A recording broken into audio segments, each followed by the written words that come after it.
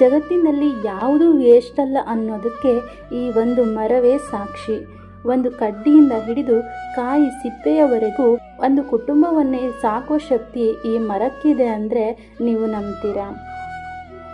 ಬೆಳಗ್ಗೆ ಎದ್ದ ತಕ್ಷಣ ಕಣ್ಣು ಬಿಟ್ಟಾಗ ಆಕಾಶದತ್ತ ಮುಖ ಮಾಡಿ ನಿಂತಿರೋ ಈ ತೆಂಗಿನ ಮರ ಕಾಣಿಸಿದರೆ ಆ ದಿನವೇ ಪಾಸಿಟಿವ್ ಆಗಿರುತ್ತೆ. ನಮಸ್ಕಾರ. ಇವತ್ತು ನಮ್ಮ ಮನೆಯಲ್ಲಿ ಒಂದು ತೆಂಗಿನ ಹಾಡ ಅಥವಾ ಗರಿಗಳ ಗೊಂಚಲು ಅಂತ ಕರಿತೀವಿ. ಇದನ್ನು ನೋಡಿದಾಗ ನನಗೆ ಅನಿಸಿದ್ದು ಒಂದೇ, ಈ ಭೂಮಿಯ ಮೇಲೆ ಅಪ್ಪಟ ನಿಸ್ವಾರ್ಥಿ ಅಂದರೆ ಅದು ನಮ್ಮ ತೆಂಗಿನ ಮರ ಮಾತ್ರ. ನಮ್ಮ ಹಳ್ಳಿ ಕಡೆ ತೆಂಗಿನ ಮರವನ್ನು ಬರೀ ಮರ ಅಂತ ನೋಡಲ್ಲ, ಅದನ್ನು ದೇವರು ಅಂತ ಪೂಜಿಸ್ತಾರೆ. ಅದಕ್ಕೊಂದು ವಿಶೇಷ ಗೌರವ ಕೂಡ ಇದೆ. ಯಾಕೆ ಗೊತ್ತಾ? ಈ ಮರದಲ್ಲಿ ವ್ಯರ್ಥ ಅನ್ನೋ ಪದಕ್ಕೆ ಜಾಗವೇ ಇಲ್ಲ. ನೋಡಿ, ಇವತ್ತು ಬಿದ್ದಿರೋ ಈ ಹ್ಯಾಡ ಅಥವಾ ಗರಿಗಳ ಗೊಂಚಲು, ಇದರಿಂದ ಎಷ್ಟೊಂದು ಉಪಯೋಗ ಇದೆ ಅಂತ ನೋಡೋಣ.